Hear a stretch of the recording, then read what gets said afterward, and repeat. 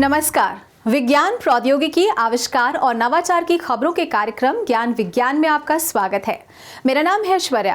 आज के अंक में हम बात करेंगे जम्मू में शुरू किए गए उत्तर भारत के पहले अंतरिक्ष विज्ञान अनुसंधान केंद्र की। बताएंगे कैसे पर्यावरण संरक्षण को आसान बनाने में सहायक हो सकती हैं भारतीय वैज्ञानिक संस्थानों द्वारा विकसित नवीन प्रौद्योगिकियां। खबरें और भी होंगी, लेकिन शुरुआत करते हैं इस अंक की सुर्खियों से। उत्तर भारत के पहले अंतरिक्ष विज्ञान अनुसंधान केंद्र की शुरुआत इसरो ने केंद्रीय विश्वविद्यालय जम्मू में स्थापित किया। सतीश धवन अंतरिक्ष विज्ञान केंद्र, केंद्रीय मंत्री डॉक्टर जितेंद्र सिंह ने किया उद्घाटन। स्वदेशी बायोडिग्रेडेबल कंपोजिट सामग्री की खोज को मिला पेटेंट। लकड़ी पर निर्भरता को कम कर पर्यावरण संरक्षण में सहायक होगी मौलाना आजाद राष्ट्रीय प्रौद्योगिकी संस्थान की यह उपलब्धि।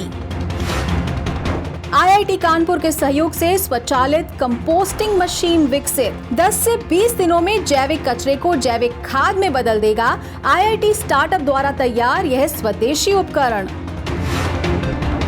और बायोमास से ईंधन उत्पादन का अध्ययन करने के लिए एआई टूल्स का इस्तेमाल। भारतीय शोधकर्ताओं के इस नवाचार से कम लागत में विकसित हो सकेंगे बायोमास प्रोसेसिंग प्लांट्स। और अब खबरें विस्तार से।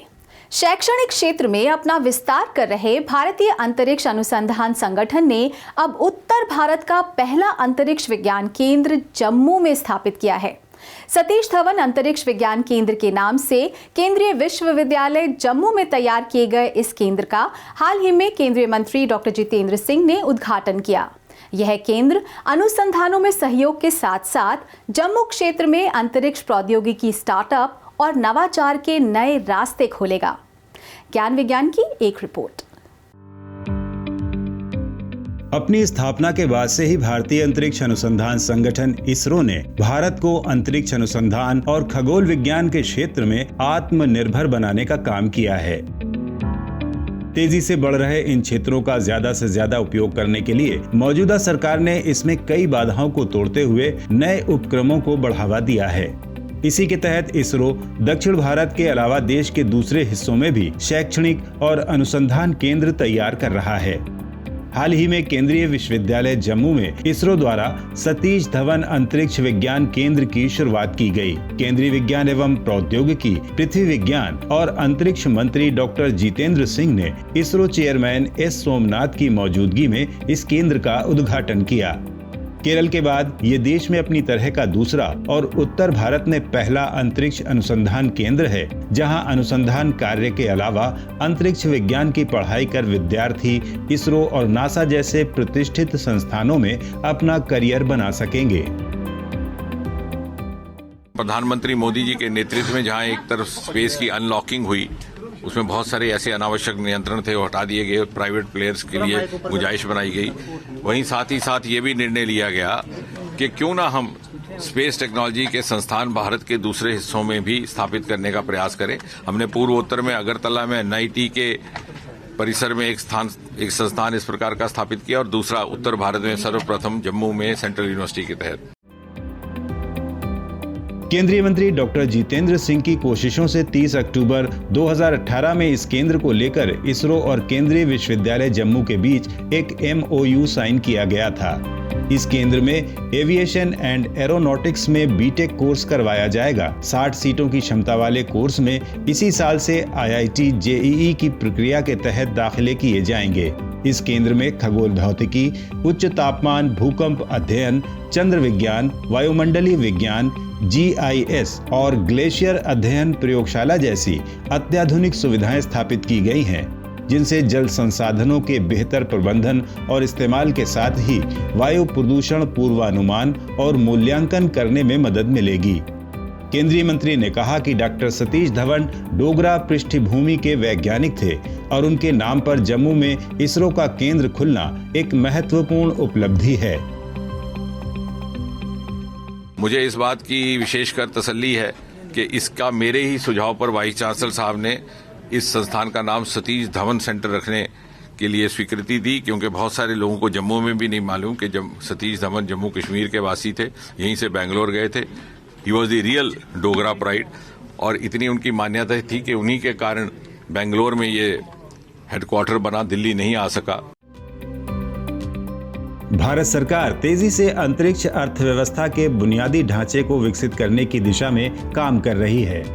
इन प्रयासों में ऐसे अंतरिक्ष विज्ञान अनुसंधान केंद्रों की जरूरत महसूस की जा रही है।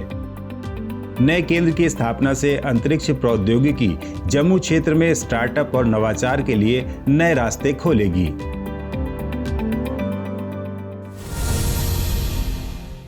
भोपाल स्थित मौलाना आजाद राष्ट्रीय प्रौद्योगिकी संस्थान के वैज्ञानिकों को उनके द्वारा की गई बायोडिग्रेडेबल कंपोजिट मटेरियल की खोज के लिए भारत सरकार से पेटेंट मिल गया है।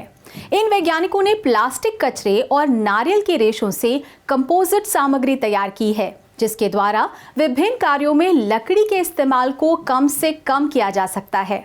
यह बायोडिग्रेडेबल सामग्री प्लास्टिक कचरा प्रबंधन में सहायक होने के साथ साथ पेड़ों की कटाई पर रोक लगाने में मददगार साबित हो सकती है। एक रिपोर्ट। विभिन्न कार्यों में लकड़ी के इस्तेमाल के लिए बहुतायत में पेड़ों की कटाई और कम होते जंगल आज जलवायु परिवर्तन जैसे दुष्प्रभावों के साथ हमारे सामने हैं। इसके समाधान के तौर पर लकड़ी उद्योग में कृत्रिम फाइबर का इस्तेमाल बढ़ा, लेकिन ये भी वातावरण को नुकसान पहुंचा रहा है। इसी समस्या को ध्यान में रखते हुए भोपाल स्थित मौलाना आजाद राष्ट्रीय प्रौद्योगिकी संस्थान के शोधकर्ता कई सालों से वेस्ट सामग्री द्वारा उपयुक्त सामग्री के विकास पर काम कर रहे थे। संस्थान के रसायन अभियांत्रिकी विभाग की प्रोफेसर डॉक्टर सविता दीक्षित और यांत्रिकी विभाग के प्राध्यापक गजेंद्र दीक्षित ने अपनी टीम के साथ मिलकर फाइबर प्रबलित मिश्रित सामग्री संरचना तैयार की है। प्लास्टिक कचरे और नारियल के रेशों से तैयार ये पर्यावरण अनुकूल सामग्री लकड़ी और फर्निशिंग उद्योग के लिए एक महत्वपूर्ण प्राकृतिक समाधान है। इससे वृक्षों की कटाई रोकने में मदद मिलेगी। एक्चुअली हमारा मुख्य उद्देश्य था कि हम डेकोरेटिव जो प्रोडक्ट्स हैं प्लाईवुड का अल्टरनेट, क्योंकि जब ये कटते हैं पेड़ तो न सिर्फ लकड़ी के लिए कटते हैं, उसमें मैंने जैसे कोकोनट कॉयर, नारियल के जो रेशे हैं, सीजल फाइबर है ना, और बनाना फाइबर, हैम्स, अलग अलग तरह के फाइबर को लेकर कटहल के मैंने स्टडी की। उनमें देखा क्या केमिकल कंपोजिशन है और अलग अलग तरह की पॉलीथीन, सबको अलग अलग मात्रा में मिलाकर, अनुपात में मिलाकर ऑप्टिमाइज़ कर प्रोडक्ट बनाए। और उसमें से हमें कम से कम हमने 800 से 1000 प्रोडक्ट बनाए। और कुछ प्रोडक्ट ऐसे हमें मिले अलग अलग कंपोजिशन में, जिनका की tensile strength, mechanical properties plywood के बराबर थी या उससे ज़्यादा थी। लैब स्तर पर तैयार इस सामग्री के लिए शोधकर्ता दूध की खाली थैली, चिप्स पैकेट आदि का इस्तेमाल करते हैं। इसके लिए जरूरत के हिसाब से पहले नारियल के ऊपर के रेशों को ग्राइंड कर बुरादा बनाया जाता है। फिर प्लास्टिक कचरे को बायोडिग्रेडेबल रेशों में परिवर्तित किया जाता है। इसके बाद 2 प्लास्टिक शीट्स के बीच प्लास्टिक कचरे और नारियल के रेशे यानी कायर को एक खास अनुपात में मिलाकर रखा जाता है। फिर कंप्रेशन मोल्डिंग तकनीक द्वारा फाइबर शीट से तैयार की जाती हैं, जो स्ट्रेंथ में लकड़ी और प्लाईवुड जितनी ही सक्षम होती हैं। हमारा मेन फोकस है कि हम वेस्ट मटेरियल्स को यूज़ करके कुछ ऐसी चीज़ तैयार करें जो हमारी सोसाइटी के लिए भी यूज़फुल हों। तो हमने जो हमारे मिल्क पाउचेस होते हैं, जो डिस्कार्डेड मिल्क पाउचेस होते हैं, उनको यूज़ किया है। उनको हमने पहले वॉश किया, ग्राइंड किया, और उसके बाद हमने उसकी कंपोजिट शीट्स तैयार की हैं। उसके अंदर हमने फाइबर्स को रीइंफोर्समेंट के फॉर्म में यूज़ किया है। ये फाइबर्स कॉयर फाइबर्स हैं जो कि कोकोनट के बाहर वाले शेल से मिलते हैं। उसको हमने सैंडविच के फॉर्म में कंपोजिट शीट को तैयार करके उसका हम एप्लीकेशन जैसे फ्लोरिंग में या फिर डोर पैनल्स में, इन सब में करने का हमने उस मोटिव से इसको हमने किया है। प्राकृतिक फाइबर प्रबलित मिश्रित सामग्री की इस खोज से जहां एक तरफ प्लास्टिक कचरे का उचित प्रबंधन हो सकता है, वहीं नारियल और केले आदि के रेशों से तैयार शीट्स का इस्तेमाल लकड़ी के प्रयोग को कम कर सकता है। इस पद्धति को हाल ही में भारत सरकार ने संयुक्त रूप से पेटेंट कर दिया है, जिसे जल्द लकड़ी और फर्निशिंग उद्योग तक पहुंचाने की योजना है। अभी पेटेंट हमने मिला है तो हम चाह रहे हैं, कोशिश कर रहे हैं कि हम जो कंपनियां हैं जो कि प्लाईवुड या इसमें काम करती हैं उनसे टाई अप कर उनको अपनी टेक्नोलॉजी दे दें और वो सब सर्वत्र जन के लिए सुलभ हो सके। तो ये फाइनल बात चल रही है। भारतीय वैज्ञानिकों द्वारा पूरी तरह स्वदेशी तरीके से निर्मित इस सामग्री से भारत सरकार के पर्यावरण संरक्षण मिशन सहित आत्मनिर्भर भारत और मेक इन इंडिया जैसे अभियानों को मदद मिल सकती है। भारतीय प्रौद्योगिकी संस्थान कानपुर ने अपनी इनक्यूबेटेड स्टार्टअप कंपनी के सहयोग से एक स्वचालित कंपोस्टिंग मशीन विकसित की है। यह मशीन सिर्फ 10 से 20 दिनों में जैविक कचरे को जैविक खाद में बदल सकती है। भारतीय शोधकर्ताओं द्वारा विकसित यह स्वदेशी समाधान कुशल अपशिष्ट प्रबंधन और जलवायु परिवर्तन को लेकर किए जा रहे उपायों को और सटीक बनाने में मदद कर सकता है। ज्यादा जानकारी के लिए देखते हैं ज्ञान विज्ञान की यह रिपोर्ट। जलवायु परिवर्तन के प्रभावों को कम करने की दिशा में उचित और कुशल अपशिष्ट प्रबंधन आज की सबसे बड़ी जरूरत है। इसके लिए तरह तरह के समाधान भी तैयार किए जा रहे हैं, लेकिन शहरी क्षेत्रों में यह समस्या चिंता का विषय बनी हुई है। इसी मुद्दे को ध्यान में रखते हुए अब भारतीय प्रौद्योगिकी संस्थान कानपुर की इमेजिनियरिंग प्रयोगशाला ने इंजीनियर्स इंडिया लिमिटेड के सहयोग से संस्थान की इनक्यूबेटेड स्टार्टअप एग्नीज वेस्ट मैनेजमेंट प्राइवेट लिमिटेड के साथ मिलकर एक स्वचालित कंपोस्टिंग मशीन विकसित की है। Bio composting of horticulture and organic waste into manure indigenously यानी भूमि नाम से तैयार की गई ये स्वदेशी मशीन 10 से 20 दिन के कम समय में ही जैविक कचरे को जैविक खाद में बदल सकती है। इन इंडिया हाउस भारत के घरेलू क्षेत्र में उत्पन्न होने वाले कचरे का 60% जैविक कचरा है, जिसे खाद में परिवर्तित करने पर काम किया जा सकता है। Into a manure. भूमि का अर्थ है bio composting of horticulture and organic waste into manure indigenously. यह उपकरण कचरे को मूल्यवर्धित उत्पाद में बदलने पर केंद्रित है। Value added product. This is focus. ये स्वदेशी तकनीक समाज की जरूरत को पूरा करने के साथ स्वच्छ भारत और आत्मनिर्भर भारत पहल में मददगार होगी। Social requirements. शहरी क्षेत्रों में अपार्टमेंट और बड़े संस्थान जैविक कचरे का मुख्य स्रोत कहे जा सकते हैं। इनसे रोजाना निकलने वाले कचरे का 60% जैविक कचरा होता है, जो जलवायु परिवर्तन के कारकों को बढ़ावा देता है। IIT द्वारा विकसित पोर्टेबल मशीन इस जैविक कचरे का उचित प्रबंधन कर सकती है। सोलर पावर चलित इस स्वचालित मशीन में carbon filter, shader, air pump आदि लगाए गए हैं। इसमें कचरा डालते ही शेडर उसे छोटे टुकड़ों में बदल देता है। मशीन के मुख्य भाग में एकत्रित कचरे में जीवाणु समाधान द्वारा कंपोस्टिंग प्रक्रिया शुरू की जाती है। इस दौरान कार्बन फिल्टर वातावरण में गंध को नियंत्रित करते हैं। मशीन में मिक्सर और एयर पंप खाद बनाने की प्रक्रिया को तेज कर देते हैं। यह प्रक्रिया पारंपरिक तकनीकों की तुलना में ज्यादा सुविधाजनक और तेज है। मशीन को इतना आधुनिक तरीके से बनाया गया है कि हम अपना ऑर्गेनिक वेस्ट 10 से 20 दिन में मैन्योर में कन्वर्ट कर ले सकते हैं। भूमि के अंदर कार्बन फिल्टर्स लगाए गए हैं ताकि कोई भी हानिकारक गैस या कोई भी स्मेल अपार्टमेंट, होटल्स के सोसाइटी में कहीं पर भी ना आए। दूसरा, इसमें श्रेडर्स लगाए गए हैं ताकि वेस्ट बारीक से कट जाए। इसमें मिक्सर्स लगाए गए हैं ताकि वेस्ट प्रॉपरली एरेटेड रहे। एयर पंप्स लगाए गए हैं। तो ये अभी के स्मार्ट सिटी ऐसे प्रोजेक्ट्स हैं और जो भी हमारा अर्बनाइजेशन के रिलेटेड जो प्रोजेक्ट्स हैं उनमें इस मशीन को बड़े आराम से लगाया जा सकता है। और जो भी लोग जागरूक हैं एनवायरनमेंट के प्रति, उनके लिए ये मशीन उनके इस सफर में बहुत बड़ा भागीदारी बन सकता है। जैविक कचरे के उपचार और प्रबंधन का ये समाधान स्वच्छ भारत जैसे भारत सरकार के अभियानों में काफी सहायक साबित हो सकता है। अपार्टमेंट्स, होटल्स, छात्रावास, संस्थान जैसे स्थानों पर इस मशीन को लगाकर कुशल तरीके से जैविक कचरे का प्रबंधन किया जा सकता है। साथ ही बहुत किफायती तरीके से उपयोगी जैविक खाद का निर्माण कर लाभ कमाया जा सकता है।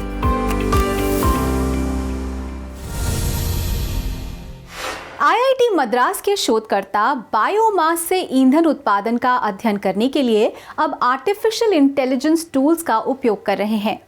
भारतीय शोधकर्ताओं के इस प्रयास के तहत कंप्यूटर सिमुलेशन और मॉडलिंग अध्ययन बायोमास रूपांतरण की त्वरित समझ प्रदान करेगा। इस तरह कम लागत में जल्दी बायोमास प्रोसेसिंग प्लांट विकसित किए जा सकते हैं। भारतीय शोधकर्ताओं के इस अध्ययन पर ज्ञान विज्ञान की एक रिपोर्ट। जीवाश्म ईंधन से जुड़े पर्यावरणीय खतरे को देखते हुए इस वक्त पूरी दुनिया में स्वच्छ और हरित ईंधन पर जोर दिया जा रहा है। ऐसा ही एक व्यावहारिक समाधान है बायोमास को ईंधन में बदलकर उसका उपयोग करना। वैज्ञानिक लकड़ी, घास के अलावा अपशिष्ट कार्बनिक पदार्थ जैसे बायोमास से ईंधन निकालने के तरीकों पर काम कर रहे हैं। कच्चे बायोमास को ईंधन में बदलने में शामिल जटिल तंत्र को समझना, प्रक्रियाओं को डिजाइन करने और रिएक्टरों को अनुकूलित करने के लिए महत्वपूर्ण है, पर इसके मौजूदा तरीके समय लेने वाले और महंगे हैं। ऐसे में भारतीय प्रौद्योगिकी संस्थान मद्रास के शोधकर्ता अब बायोमास के गैसीय ईंधन में बदलने की प्रक्रिया का अध्ययन करने के लिए मशीन लर्निंग जैसे आर्टिफिशियल इंटेलिजेंस टूल्स का उपयोग कर रहे हैं। ये तरीका कम लागत में बायोमास प्रसंस्करण प्रक्रियाओं को विकसित करने के लिए त्वरित समझ प्रदान कर सकता है। संस्थान के केमिकल इंजीनियरिंग विभाग के सहायक प्राध्यापक डॉक्टर हिमांशु गोयल के नेतृत्व में प्रोफेसर निकेत एस कैसरे और शोधार्थी कृष्ण गोपाल शर्मा के सहयोग से किए गए इस मॉडलिंग शोध के नतीजे peer reviewed royal society of chemistry journal reaction chemistry and engineering में प्रकाशित किए गए हैं।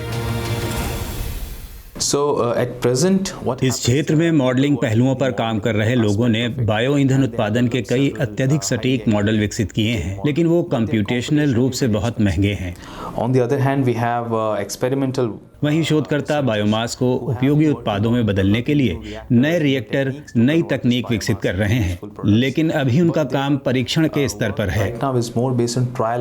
हमने कंप्यूटर विज्ञान में पहले से स्थापित machine learning recurrent neural network तकनीक का उपयोग किया है, उसे इस बहुत ही विशिष्ट क्षेत्र में लागू किया है, जो बताता है कि बायोमास जैव ईंधन और रसायनों में कैसे परिवर्तित होता है।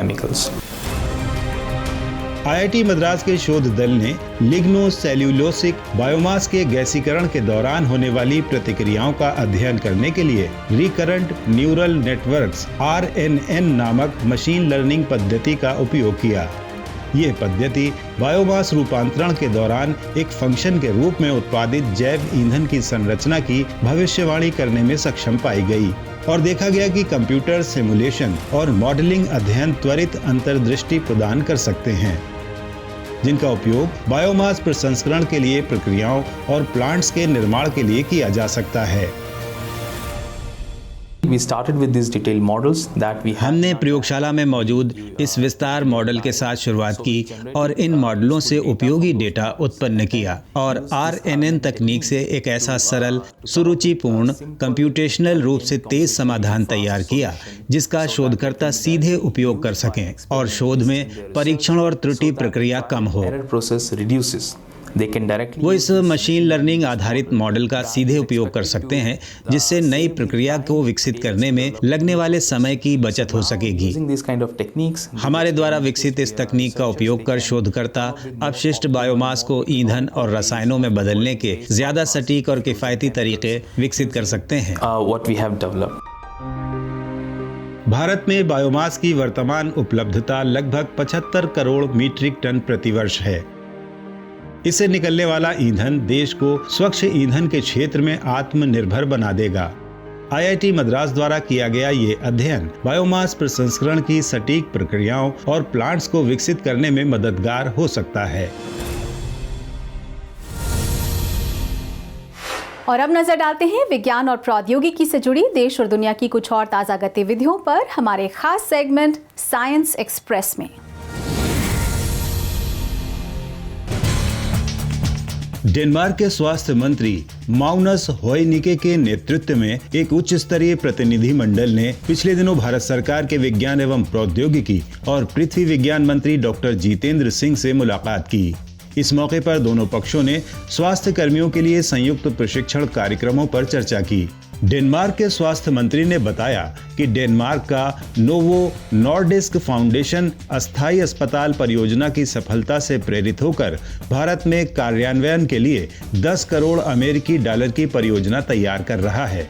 डॉक्टर सिंह ने कहा कि कोविड महामारी की दूसरी लहर के दौरान भारत में आपातकालीन अस्पतालों की सहायता करने के लिए नोवो नॉर्डिस्क फाउंडेशन की ओर से लगभग 12 करोड़ रुपए का अनुदान दिया गया था। उन्होंने कहा कि ऐसे पंजाब में 2 और हरियाणा, नागालैंड और असम में 1-1 अस्पताल काम कर रहे हैं और मेघालय और नागालैंड में 2 और अस्पताल निर्माणाधीन हैं।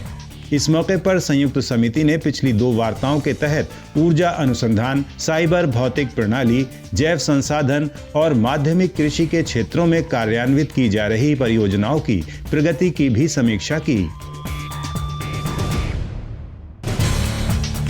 विज्ञान एवं प्रौद्योगिकी विभाग भारत सरकार के स्वायत्त संगठन विज्ञान प्रसार के सहयोग से public relation society of India, Rabindranath Tagore विश्वविद्यालय और सर्च एंड रिसर्च संस्था द्वारा पिछले दिनों भोपाल में एक लोकप्रिय विज्ञान लेखन एवं विज्ञान रिपोर्टिंग कार्यशाला का आयोजन किया गया। कार्यशाला में विभिन्न अखबारों से जुड़े पत्रकारों सहित विभिन्न विश्वविद्यालयों के मीडिया स्टूडेंट्स ने भाग लिया।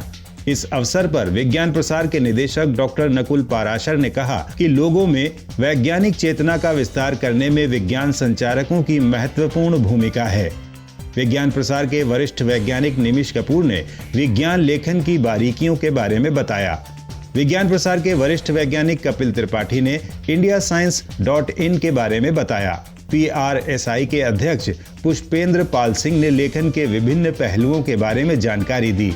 RANTU के कुलाधिपति संतोष चौबे, मध्य प्रदेश विज्ञान एवं प्रौद्योगिकी परिषद के महानिदेशक professor Anil Kothari, search and research की डॉक्टर मोनिका जैन सहित वरिष्ठ पत्रकारों ने भी कार्यशाला को संबोधित किया।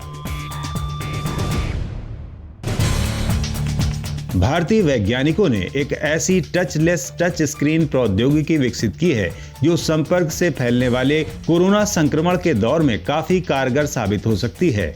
भारत सरकार के विज्ञान एवं प्रौद्योगिकी विभाग के स्वायत्त संस्थानों नैनो और सॉफ्ट मैटर साइंसेज तथा Jawaharlal Nehru centre for advance and scientific research Bengaluru के वैज्ञानिकों ने कम लागत वाला एक टच कम प्रॉक्सिमिटी सेंसर यानी स्पर्श सह सामीप्य संवेदक विकसित करने के लिए प्रिंटिंग तकनीक के जरिए एक समाधान प्रदान किया है, जिसे टचलेस टच सेंसर कहा जाता है। ये सेंसर उपकरण से 9 सेंटीमीटर की दूरी से भी स्पर्श को महसूस कर सकता है। DST नैनो मिशन द्वारा वित्त पोषित ये कार्य हाल ही में मटेरियल्स लेटर्स पत्रिका में प्रकाशित किया गया है। टच स्क्रीन प्रौद्योगिकी का इस्तेमाल पिछले दशक में तेजी से बढ़ा है। स्मार्टफोन, लैपटॉप से लेकर बैंकिंग और अन्य सार्वजनिक सेवाओं में टच स्क्रीन का प्रयोग किया जा रहा है। हालांकि कोरोना महामारी ने इस सेवा पर सवालिया निशान लगा दिया था। ताजा शोध सेल्फ सर्विस कियोस्क, ATM और वेंडिंग मशीनों द्वारा वायरस फैलने के जोखिम को कम करेगा। नासा के अंतरिक्ष यात्री मार्क वेंडा हाय ने अंतरिक्ष में सबसे ज्यादा दिन बिताने का रिकॉर्ड बनाया है। 15 मार्च को उन्होंने इससे पहले अमेरिकी खोजकर्ता स्कॉट केली द्वारा बनाए गए पिछले रिकॉर्ड को तोड़ दिया। वेंडा हाय 9 अप्रैल 2021 को अंतरिक्ष स्टेशन पर पहुंचे थे और पृथ्वी की कक्षा में लगभग 355 दिन बिताने के बाद 30 मार्च को उनके वापस धरती पर लौटने की उम्मीद है। रिकॉर्ड कायम करने वाले मार्क वेंडा हाय अंतरिक्ष में मानव अनुसंधान अध्ययन में मदद कर रहे हैं कि लंबे समय तक मनुष्य अंतरिक्ष में कैसे रह सकते हैं। इससे अधिक लोगों के लिए लंबी अवधि के मिशन पर अंतरिक्ष की यात्रा करने का मार्ग प्रशस्त होगा।